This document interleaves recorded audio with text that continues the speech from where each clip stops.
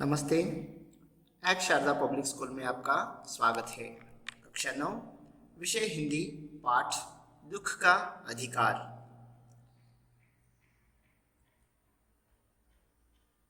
बच्चे आइए जानते हैं यशपाल द्वारा लिखित पाठ दुख का अधिकार का मस्तक नक्शा का अध्ययन करेंगे।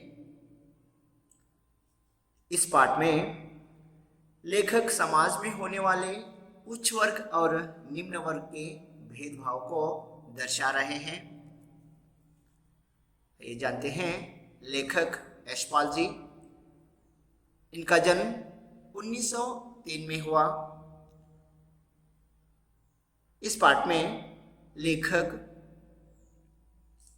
उच्च वर्ग और निम्न वर्ग में होने वाले भेदभाव को दर्शा रहे हैं। जैसे एक बुढ़िया है जो फुटपाथ पर बैठी हुई रो रही है, तो बुढ़िया का दुख जानना चाहता है, लेकिन लेखक उच्च वर्ग होने के नाते उसकी जो पोशाक थी वह अड़चन बन जाती है। लेखक पड़ोस की दुकान से उस बुढ़िया के रोने का कारण पता लगाता है। जैसे लेखक के पोशाक जैसे कटी हुई पतंग को सहसा वायु से भूमि पर गिरने नहीं देती, उसी तरह मनुष्य की पोशाक भी उसे व्यवधान बन खड़ी हो गई थी, क्योंकि लेखक उस बुढ़िया का दुख का कारण जानना चाहता है, लेकिन वह जान नहीं पाया, क्योंकि जो उसकी जो पोशाक उसे अड़चन बन खड़ी थी। ये जानते हैं पहले भगवाना, जो इस बुढ़िया का अकेला बेटा था, 23 वर्ष का था। शहर के पास 1.5 बीघे खेती थी। उस खेती में खरबूजे बेचकर परिवार का निर्वाह करता था। एक दिन अंधेरे मुंह खरबूजे तोड़ने या खरबूजे चुन रहा था। मेड़ में विश्राम करते हुए एक सांप पर इनका पैर पड़ा।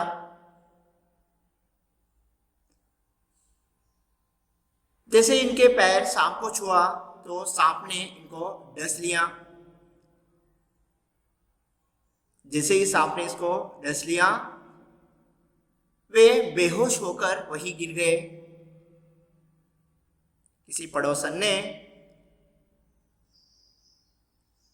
इस हालत में भगवाना को देखा तो इनके घर वालों को यह खबर पहुंचा दी।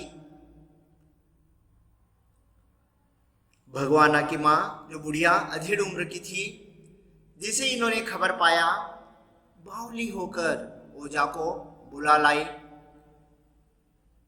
भगवाना की माँ बावली होकर इतनी तेजी से गई उस ओझा के पास, अपनी बेटी की जान बचाने के लिए ओझा से विनती की और ओझा को घर बुला लाई।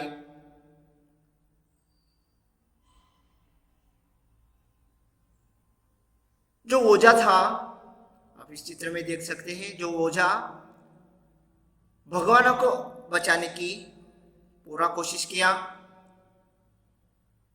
नाग देवता की पूजा करवाई, लेकिन कुछ फायदा नहीं हुआ। विष अधिक होने के कारण भगवाना का पूरा बदन काला पड़ गया था, जिसके कारण भगवाना बच नहीं सका। दान दक्षिणा में आटा चूना जो कुछ था घर में, सब कुछ दान दक्षिणा में बुढ़िया ने ओझा को दे दिया।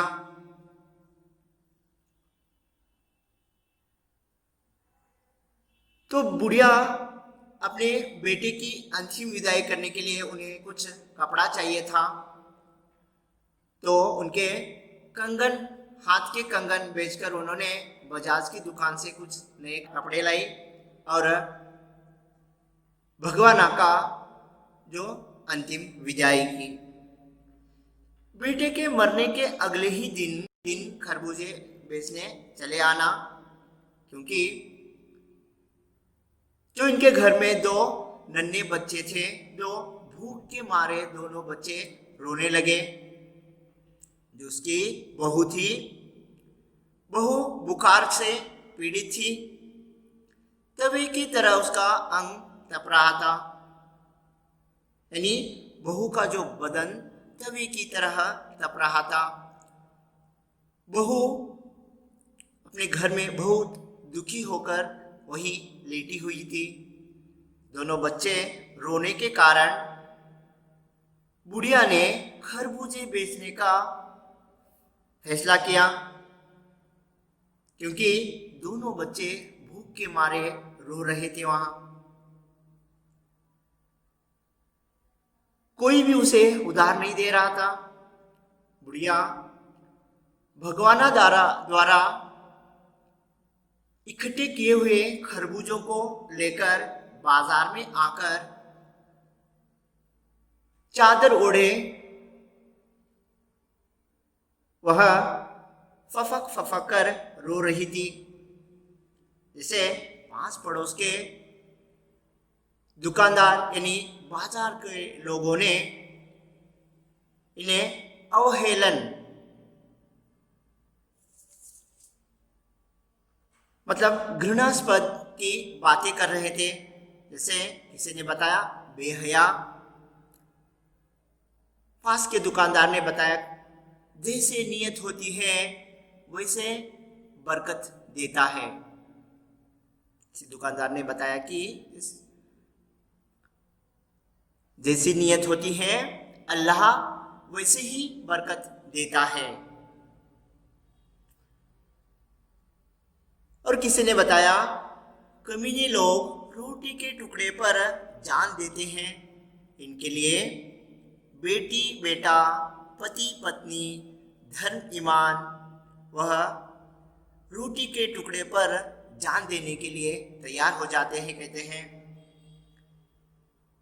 और एक महाशय कहते हैं दूसरों का धर्म ईमान के बारे में तो ख्याल रखना चाहिए, क्योंकि घर में किसी की मृत्यु के बाद 13 दिन का सूतक होता है। दूसरों को क्या पता इनके घर में क्या हुआ है।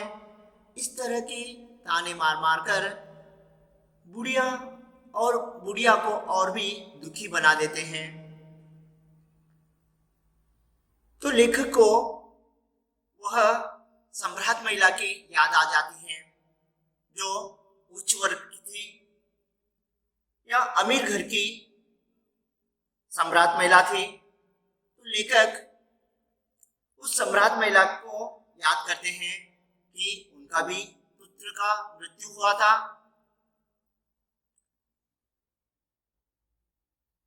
और जो बुढ़िया थी इसका भी जो बेटा था, जवान बेटा, उसका भी मृत्यु हुआ था। लेकिन जो सम्राट महिला की जो दशा थी, उनके घर दो डॉक्टर उस सम्राट महिला के सिरहाने बैठे रहते। जो सम्राट महिला थी 2.5 महीने तक अपने पलंग से उठ नहीं पाई थी। तो लेखक यशपाल जी यह दर्शाते हैं कि समाज में उच्च और निम्न वर्ग में होने वाले भेदभाव को दर्शा रहे हैं। कहते हैं कि जो सम्राट महिला जो अपने पुत्र वियोग के कारण बीच बीच में वह बेहोश हो जाती थी, तो 2 डॉक्टर उनके सिरहाने हमेशा बैठे रहते और शहर के सभी बड़े लोग उनके दुखों में दुख बांटने के लिए आ जाते। लेकिन एक औरत थी, उसका भी जो बेटा था, जो बेटा सांप के डसने के कारण मर चुका था, लेकिन उसको इतना भी सहूलियत नहीं था कि वह अपना बेटे का जो 13 दिन का सूतक मना सके।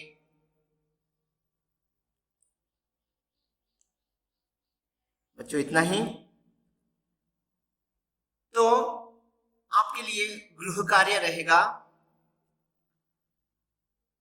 इस वीडियो को सुनकर दुख का अधिकार पाठ का मस्तक नक्शा बनाइए। धन्यवाद।